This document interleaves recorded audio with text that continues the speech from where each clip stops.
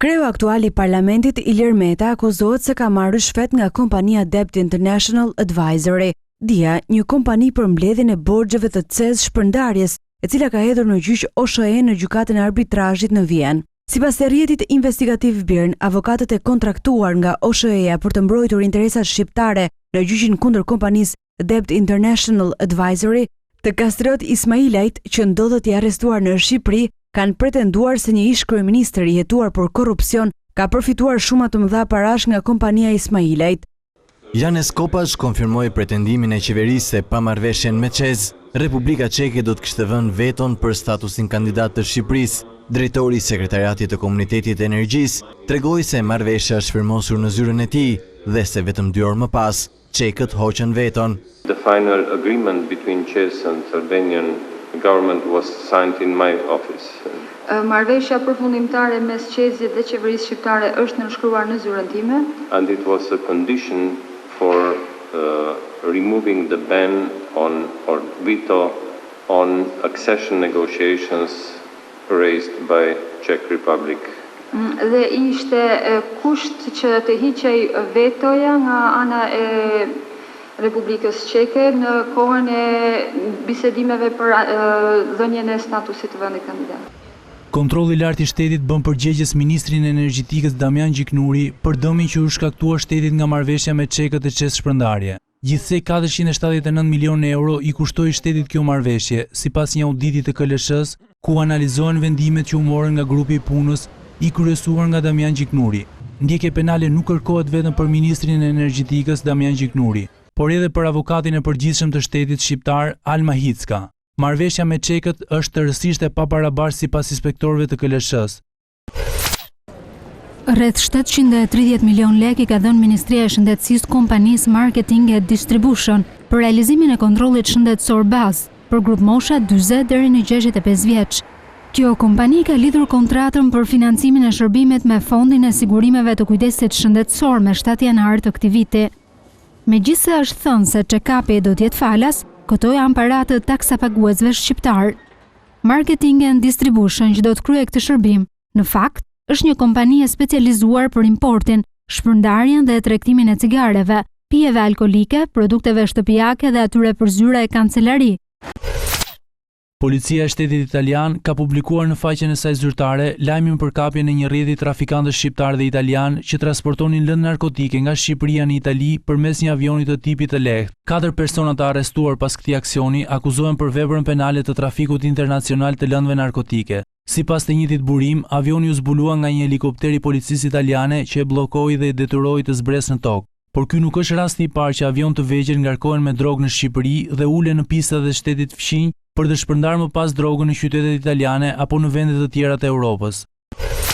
Në një moment që duhet verifikoja subjektin AD që po ndiqja në Vlorë, në një takim që do bënte me disa porositës që do I çonte mollin për në Itali me gomone. Pasi për të vërtetës subjekti AD nuk është se bënte vetëm transport të trafik për vete, bënte edhe transport e trafik për të tjerë, për të tretë. Edhe porosi si transportues me gomon, me mjetin e tij gomone.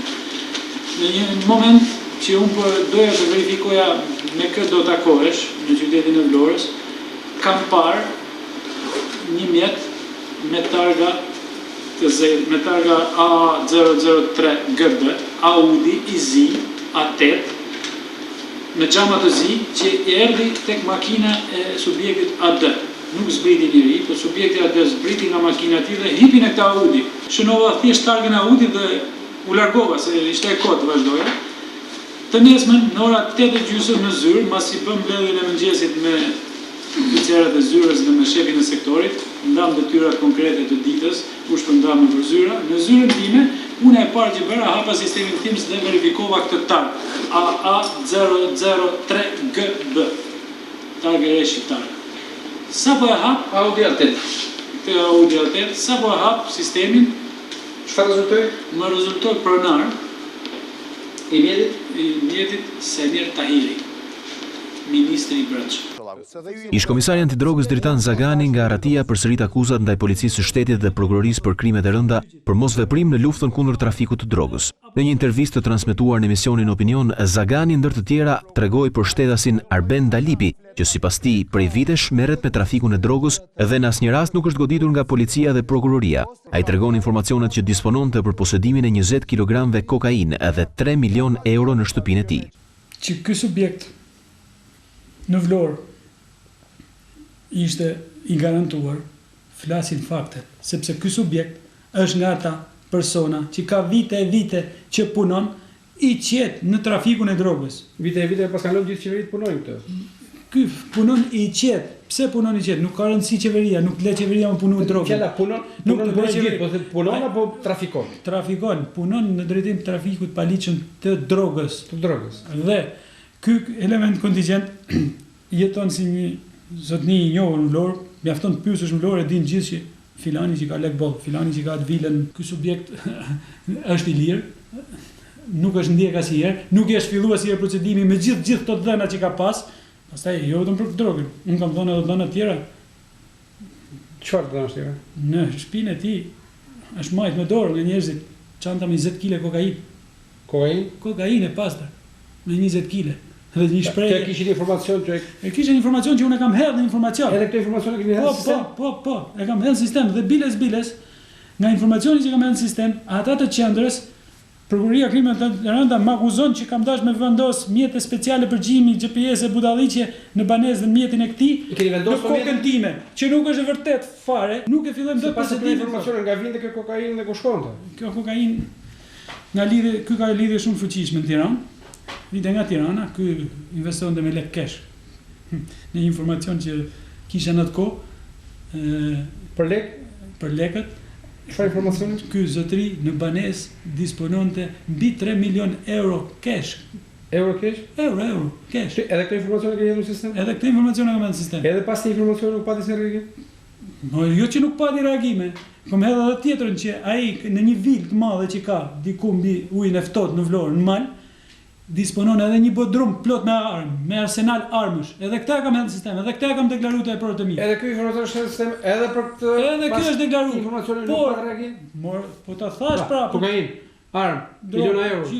Gjitha dhe më shton nga Ervina Hasrama që nuk e procedojmë dot, dikush nuk do, ka mbrojtje të fortë. Pas skandalit të publikuar nga ABC News, ku përmes dokumentave rezultonte se ish kompania e ministrit të shëndetësisë ka përfituar në 22 muaj 28 tendera, si rrjedhoi një shumë marramëndse parash publike, Partia Demokratike ngre pikpyetje në madhe se si ka mundësi që në këta muaj, kur shumë biznese po mbyllen nga taksat e larta dhe arbitrariteti i qeverisë, ka disa biznese që lulëzojnë, si rasti i kompanisë Intec Plus. Kjo është kompania ku ishte aksioner ministri i shëndetësisë Ilir Beqaj, e prej të cilës humbi dhe mandatin e deputetit kur ishte në opozit. Ai vërteti i dorëzoi aksionet, por me të ardhur në pushtet, kompania e tij u lëshua pa fre në tendrat publike, një pjesë dorëmuese të cilave pa garë, me prokurim të drejtë për drejtë.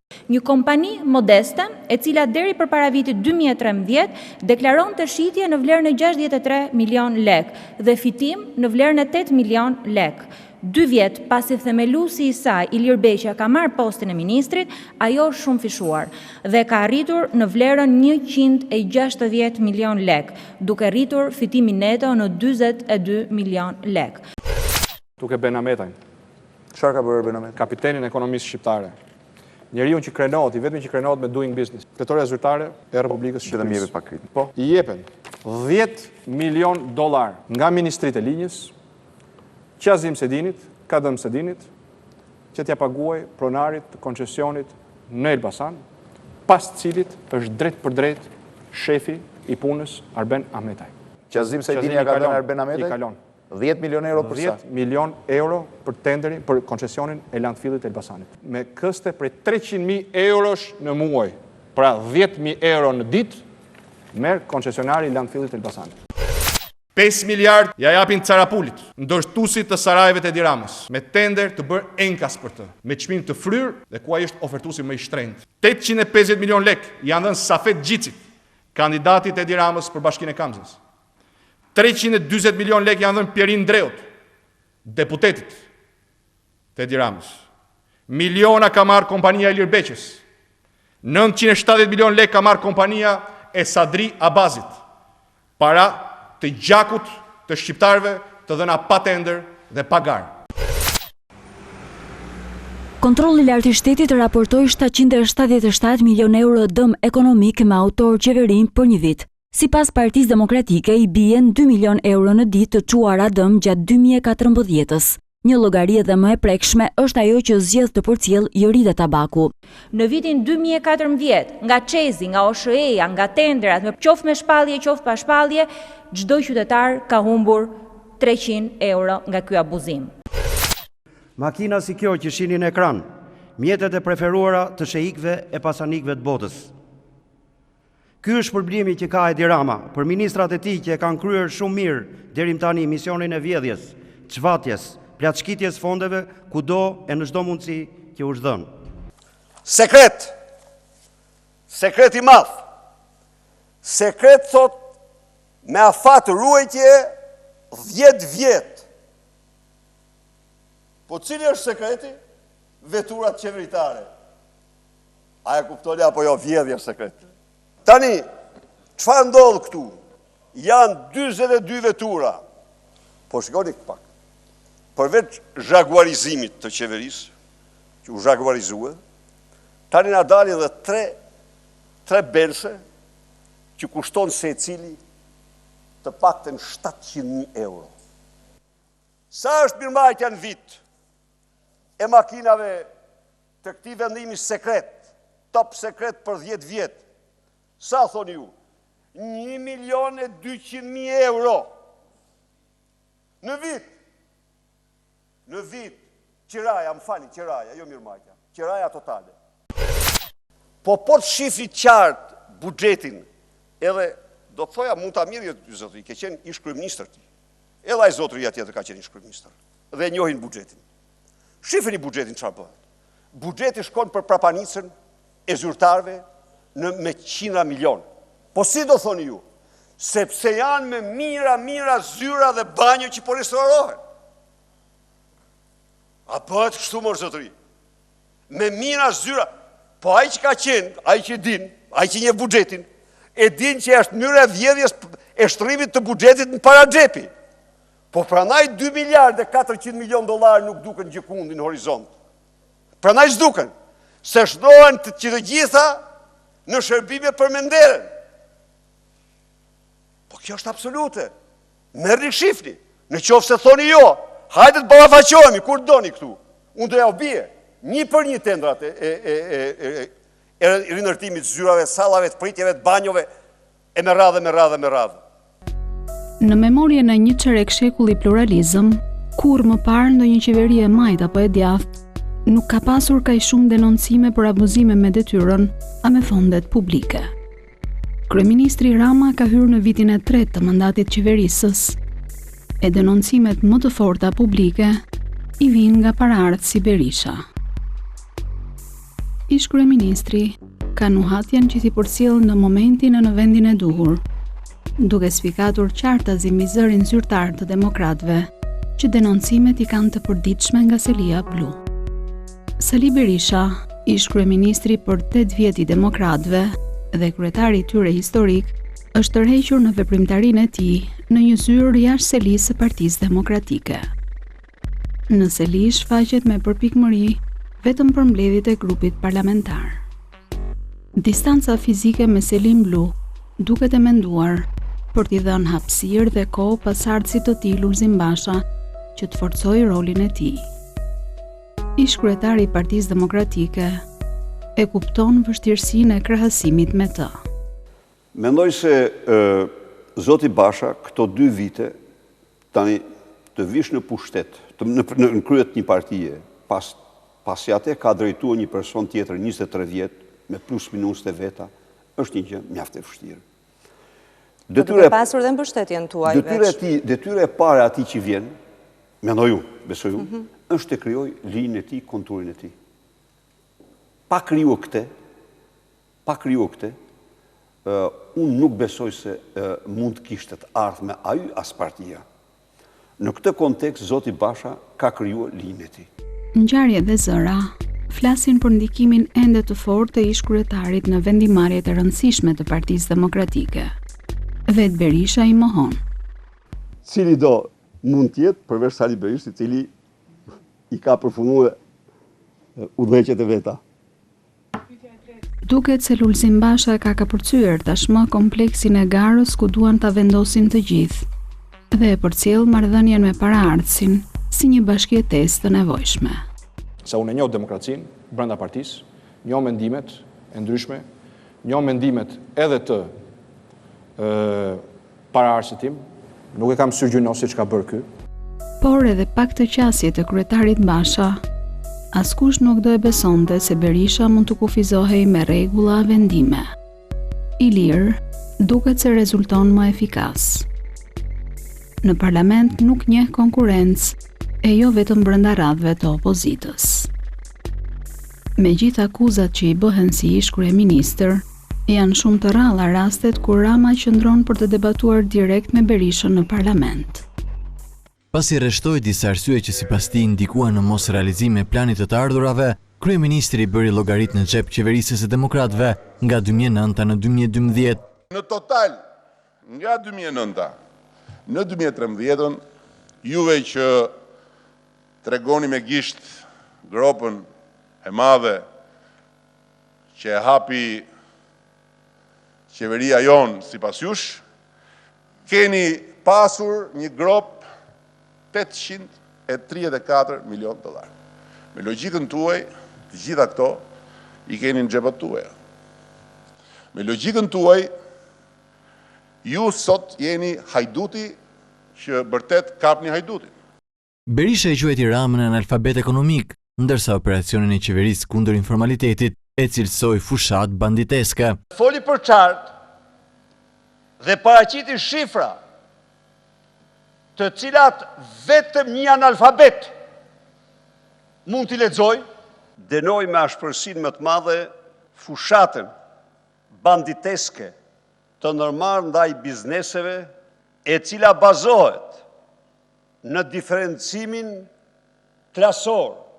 Para lajmërimin famkeq që i kishte dhënë opozitës fill pas zgjedhjeve të 2013-s, Rama e përsëriti edhe një herë në sallën e parlamentit.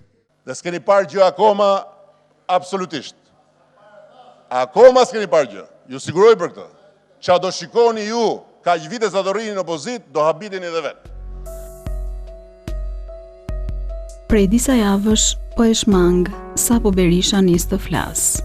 E zgjedh të flas vetë, kur ish kryeministri nuk është në sallë.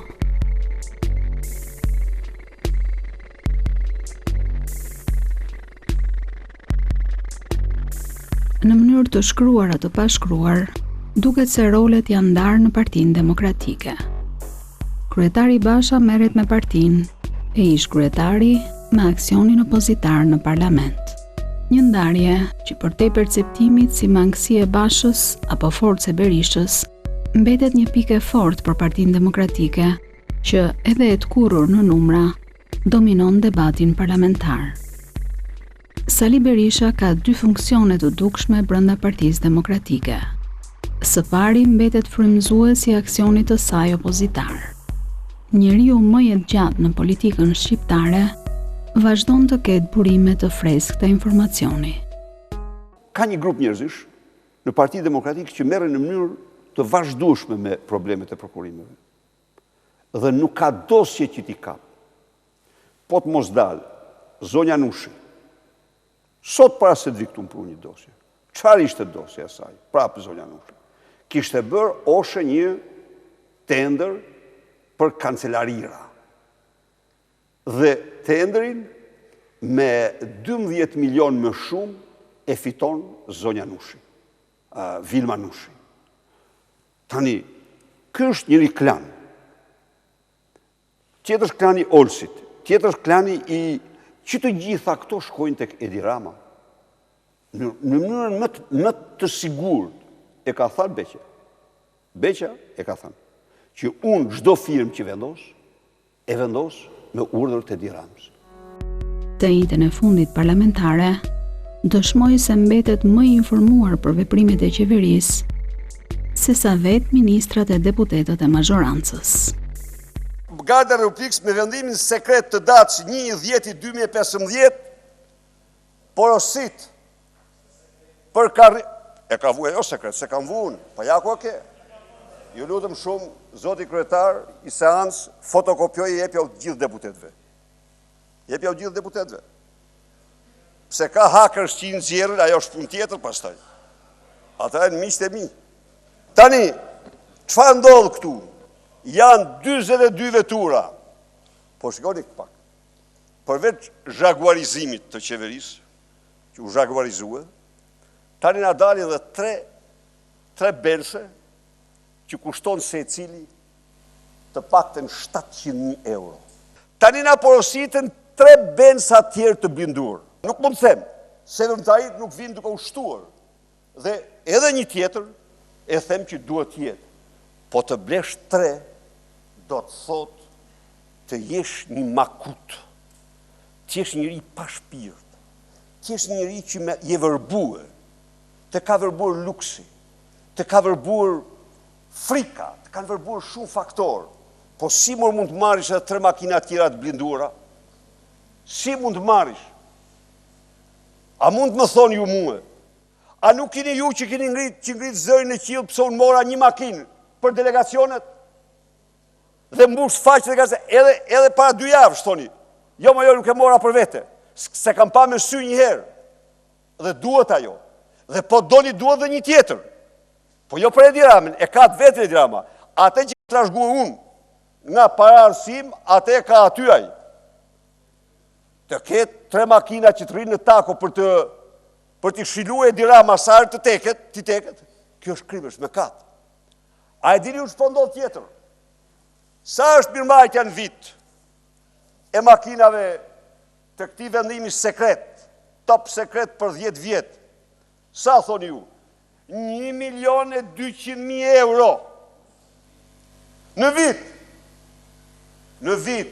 Qiraja, më fali, qiraja, jo mirëmbajtja. Qiraja totale. 1.200.000 euro. Apo i bëni ju kështu rushe kunga mërë zotëri parate e taks paguesve? U desh të kalonin 9 orë debat parlamentar që qeveria të mbrohej përmes ministrit Tahiri. Në daljen e parë, pak minuta pas denoncimit të Berishës, Tahiri nuk ishte një përgjigje, por ndoqi skenarin e përgatitur për atë seancë. E si rastësisht, Erion Braçe kishte përmendur rastin e Remzi Hoxhës, zhdukja e të cilit është ende mister sot e kësaj dite. Për interesimin dhe thirrjen që bëri zoti Braçe lidhur me çështjen e Remzi Hoxhës, personalisht dhe këtu ndaj mendimin tim si deputet, ai ishte një krim shtetëror që kulmonte pas një dyshim të zyra e ish presidentit Republikës Shqipërisë. Vetëm 9 orë më vonë, justifikimi i vetëm i qeverisë për atë shpenzim maramëndës ishte fakti se edhe presidenti kishte pranuar të merrte një automjet të ri. Institucioni Presidentit Republikës ka përzgjedhur llojin e autoveturës dhe forestradës për të vendosur në dispozicion të Presidentit Republikës dhe në përputhje me referencat e përcjella prej jush, përzgjedhja e presidentit është 1 autovetur copni Mercedes së klas 4x4, 2 Forestrad Range Rover Vogue 4x4. Protestat janë pasioni i njohur i Sali Berishës. Kur Basha i paralajmëroi për në shtator për shkak të ekonomisë në rënje të vendit, Berisha e çoi më tej si ide, duke folur për herë të parë për revolucion demokratik. Revolucionin demokratik e bëjnë ata burra dhe gra, djemë dhe vajza që vendosin të ngulen në bulevardin e Tiranës me listën e kërkesave dhe që ikin prej andaj gjerë në plotësimin e tyre, nuk ikin prej andaj gjerë në plotësimin e tyre. A ka të tillë populli opozitar, unë ju garantoj që me mira. Mira. 3 muaj më vonë, me numrin për herë në rritje të denoncimeve për qeverinë, Sali Berisha flet sërish për revolucion. Unë e kam shprehur unë do bëja revolucion demokratik në mënyrë të padiskutueshme. Unë do të bëja gjithë shka për të bërë revolucionin demokratik, për ta kryer Edi Rama, për ta shpëtuar Shqipërinë nga qeveri, pa diskutim. Jo një herë, atë që bën studentët, pa atë motive kanë 1000 herë biznismenët, pa atë motive kanë 1000 herë mësuesit, pa atë motive kanë 1000 herë mjekët, pa atë motive kanë 1000 herë me mira punojës të flakur në rrugë, po atë motive kanë me mira të varë fukaret të cilët shkojnë dhe vrasin vete në qeli sepse ky i lënë në terë. Ato kanë motiv gjithë. Kështu që unë, revolucion demokratik edhe të ligjshëm. Pse të ligjshëm? Sepse ky zotëri ka mashtruar shqiptar. Ky ka premtuar shqiptarve. Çdo gjë ka dalë mashtrim. Shërbimi shtetëror falas. Shërbimi shtetëror po jep privatit ky që po i kushton shqiptarëve më shtret se kur. A do ndjek vallë Partia Demokratike Zyrtare këtë ide politike të Berishës? Vet Basha e ka forcuar zërin duke nxitur qytetarët për protesta. Turi i nisur në përrethe i mundson kontaktin direkt me ta. Ne jemi këtu për të dëgjuar e për të përgjigjur, por mbi gjitha për të dëgjuar e për të marrë me vete propozimet tuaja, mendimet tuaja, revoltën tuaj, e për ta kthyer këtë në një energji të pandashme deri në rrëzimin e kësaj qeverie harbute dhe hajdute. E nëse Basha del në terren, Berisha realizon të njëjtin efekt nga foltoria e kuvendit. Ka një degradim të paimagjinueshëm dhe të dashur qytetare. Në qoftë se nuk vendosim të bëjmë atë që bëjnë qytetarët e Maqedonisë në bulevardin e Shkupit, të bëjmë atë që bëjnë rumunët në bulevardin kryesor të Bukureshtit. Absolutisht, edhe xhaketat do t'ja uheqin hajdutët e kësaj qeverie në të gjitha nivelet. Prandaj u bëj thirrje edhe një herë dhe 1000 herë të ngrihemi për të shpëtuar nga kthetrat e kësaj që në anglisht e quajnë, nuk e quajnë oligarki më, mobokraci. Mobokracia është sundimi banditëve. Është i ndërgjegjshëm për ndikimin që ka tek militantët. Një lloj si në qendër dhe në bazë, pavarësisht pakënaqësive me lidershipin e ri, verbi i Berishës i frymëzon, por edhe i unifikon demokratët. Duhet pranuar se cili do pasardhës i Berishës do të kishte vështirësi në vendosjen e autoritetit në Partinë Demokratike. Lulzim Basha nuk mund të ishte përjashtimi. Debatet në parti veç ndihmojnë opozitën drejt 2017-s. Një humbje është një moment i hidhur, një moment dëshpërimi, një moment reflektimi, dhe në këtë kontekst Partia Demokratike nuk do mund të ishte dhe nuk do mund të jetë demokratike nëse ajo nuk përpiqet të ruajë të hapur debatin. Prej 2 vitesh në opozit, me lidership të ri, të vjetrit e të rinjt nuk po i shohim bashk në Partinë Demokratike. Zyrtarisht në Selim Blu hidhet poshtë çdo zë për një konkurrencë për plasje mes 2 gjeneratave të demokratëve. Dallojnë të vjetrit më pranë vijës së Berishës për një opozitarizëm më të fortë, e të rinjt që ndjekin modelin e opozitës pjesëmarrëse të Bashës. Megjithatë, të pakënaqur me kryetarin apo ish kryetarin, të gjithë unifikohen rreth Berishës në parlament. Por ish kryeministri ka edhe një funksion të tretë që ja vlen të analizohet e që i ka dalë në pa në këto muaj të çarjes Rama Meta. Edhe pse anatemohet sistematikisht, është supi ku gjejnë mbështetje rivalët e majt në vështirësi. Me eksperiencën e gjatë, pesha politike e Berishës nuk ndryshon shumë në pozita opozit. Në 2008, 5 javë pas shpërthimit të Gërdecit, Edi Rama bashkoi votat me Sali Berishën kryeministër për të ndryshuar kushtetutën në kurriz të Ilir Metës. Ky i fundit u bashkua me Berishën në 2009, duke krijuar një koalicion të panatyrshëm, por funksional. E pas 2 vjetësh në bashkëqeverisje, si Meta ashtu edhe Rama i kthejnë sërish syt nga Berisha.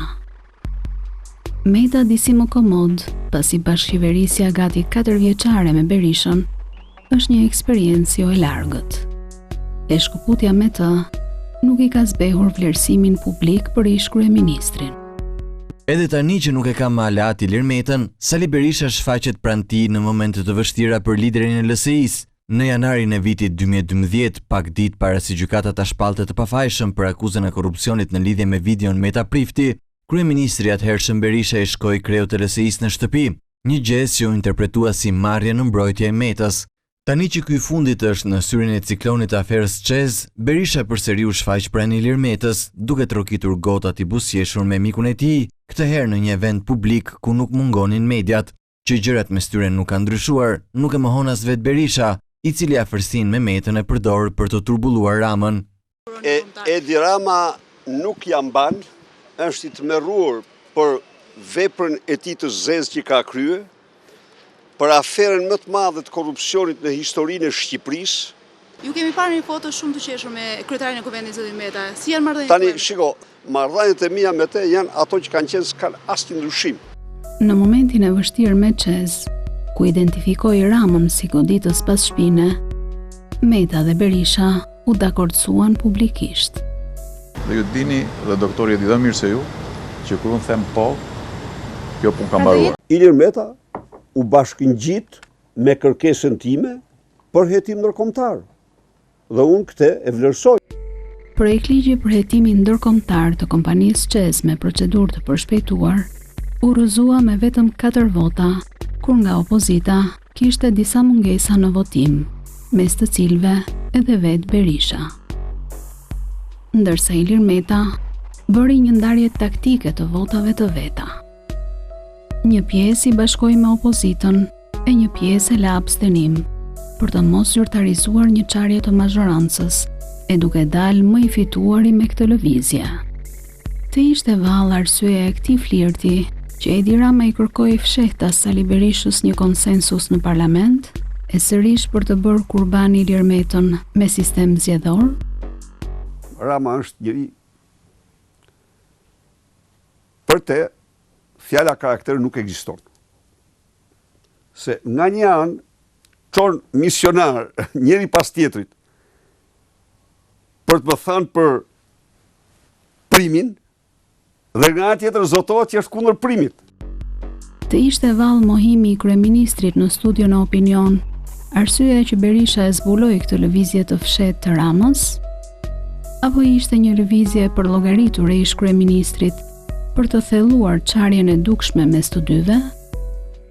Unë personalisht dhe Partia Socialiste nuk ndjehemi në një nevojë të tillë.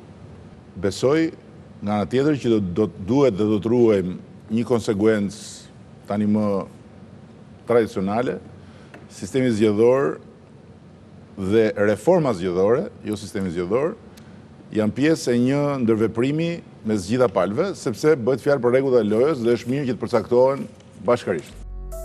Edhe Lulzim Basha duket dakord me paraardhësin e vet Berisha. Meriton të shqyrtohet, nuk jam kundër shqyrtimit të primit. Në parim jeni kundër apo jo? Sapo ta thash pra që nuk jam kundër shqyrtimit të primit, por nuk mund të përdoret si një mjet për të bërë presion alatit të në qeveri.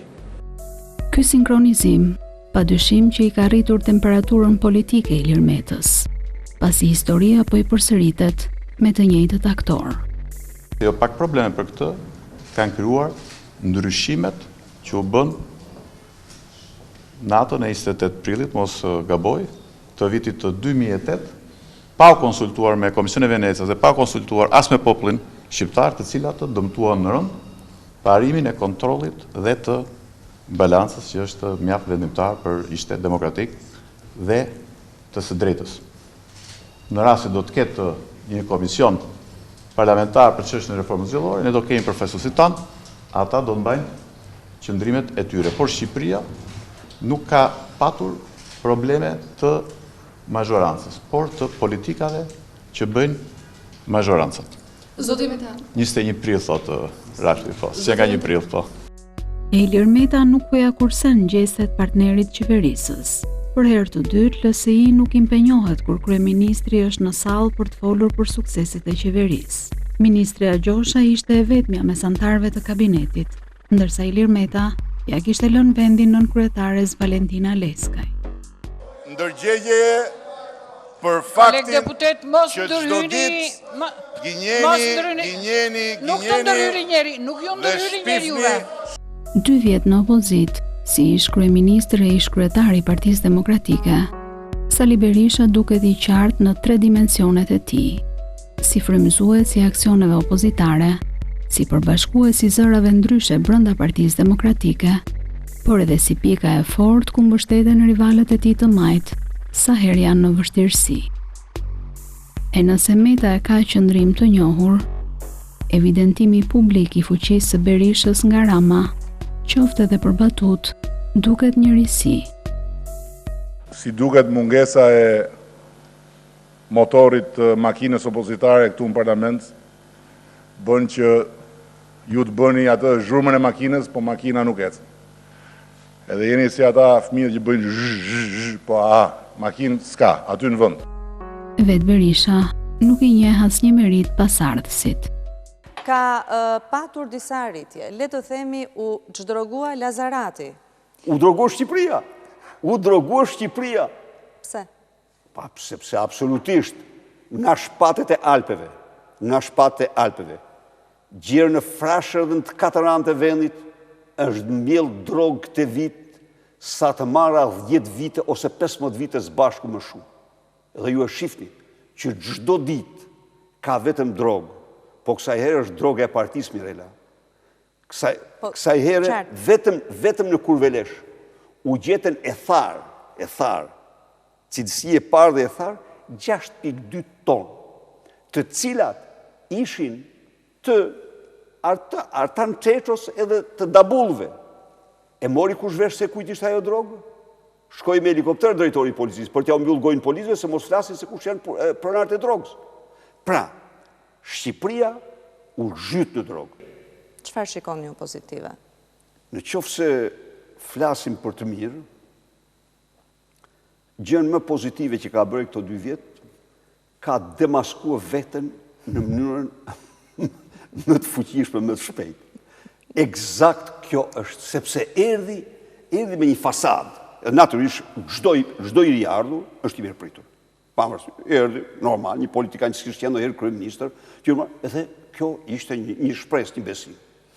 Erdhi me një paketë mashtrimesh të paimagjinueshme. Edi Rama është në histori, jo mashtruesi më i madh në historinë e Shqipërisë, po absolutisht mashtruesi më i madh në Europë dhe në botë pas luftës së dytë botërore me armë kimike, me atë që bëri për armë kimike.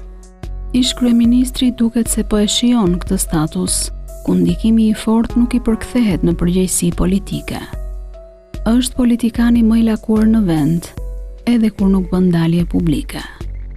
Një merit të posaçme për këtë kanë socialistët, që edhe në vitin e 3 të qeverisjes vazhdojnë të risjellin Berishën si mburoj për aktet e tyre. Niveli i lartë i skandaleve të denoncuara të qeverisë duket se i ka zbutur Berishës efektin e të qenit shënjestër e socialistëve për qeverisjen e tij 8-vjeçare. Të njëjtën e fundit në parlament u aktheu në sfidë këtë strategji. Nuk kam asnjë kundërshtim, të jepet fjala cili do të më përgjigjet mua. Por ju po bëni një gafë të tmerrshme. Ju tregoni se jeni të gjithë në kohën time. Vazhdoni të jetoni në kohën time. Ju, kreu juaj, vjen këtu e thot kryeministri. Pas i thot 3 herë kryeministri për mua, thot ish kryeministri. Tani, ky del këtu të më përgjigjet sikur unë jam kryeministri. Unë nderohem. Problemi është juaj, se ju nuk duhet kur në kohën tuaj. Rrini sa doni në kohën time. Ajo është e pafundme. Edhe u do vazhdoj me shumë kënaqësi. Vazhdoni sa të doni. Vazhdoni se kam kënaqësi kur ndëgjoj të jetoni në kohën time dhe ç'është e vërteta ju garantoj se nuk do të dilni dot prej saj. Jo. My time, koha ime është koha ime. Faleminderit, zoti Berisha, ka kërkuar Profesor, lutem. Ne të dy flasim me shifra. Lutem. Dëgjuam sot këtu që keni një program të qartë për ekonominë, por se kur do filloni ta zbatoni këtë program që keni në mendjen dhe në zemrën tuaj për ekonominë, një zot e di. Sot në Shqipëri 3 gjëra janë të sigurta: vdekja, taksat e rritura dhe gënjeshtrat qeveritare dhe lukunia e shifrave që hidhen sa herë që këtu diskutohet për buxhetin. Dhe në fakt, mbas atyre shifrave bombastike që dëgjuam nga ministri i ekonomisë, unë besoj që asnjëri nga ne nuk ka guximin që dalë dhe të ofrojë asnjë shifër tjetër alternative. Ore, bëni ju anketimet publikut apo s'bëni? I pyesni ju njerëzit çfarë mendojnë për sigurinë dhe çfarë mendojnë për policinë dhe çfarë mendojnë për ministrin e brendshëm? Ju kot akuzoni se është opozita që ju prishi imazhin e reformave apo të qeverisës. Me thënë drejtën, në prishjen e këtij imazhi, po punoni vetë çdo orë e çdo ditë, me zellin e milingonës dhe me oreksin e ulkonjës. Qa shprej, nuk merr vesh nga policia. Qa shprej, nuk merr vesh nga policia.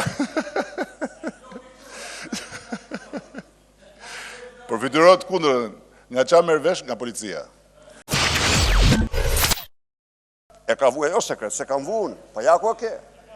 Ju lutëm shumë, zoti kryetar, i seancë, fotokopjoj i jepja u gjithë deputetve. Jepja u gjithë deputetve. Pse ka hackers që i nxjerrin, ajo është pun tjetër pastaj. Ata e në miqtë e mi. Te droga do hy pa tjetër. S'kam qa bëj. Do t'a duroni. Do t'a mbani dhe këtë. Unë e akuzoj Edi Ramën si mjek që ai është përdorus droge. Dhe unë do të them që kam gabuar, më fal, zotëri, por në qoftë se don për t'ia lehtësuar këtë detyrë, atëherë do vëm që testin e drogës ta bëjnë të gjithë kryetarët e partive parlamentare.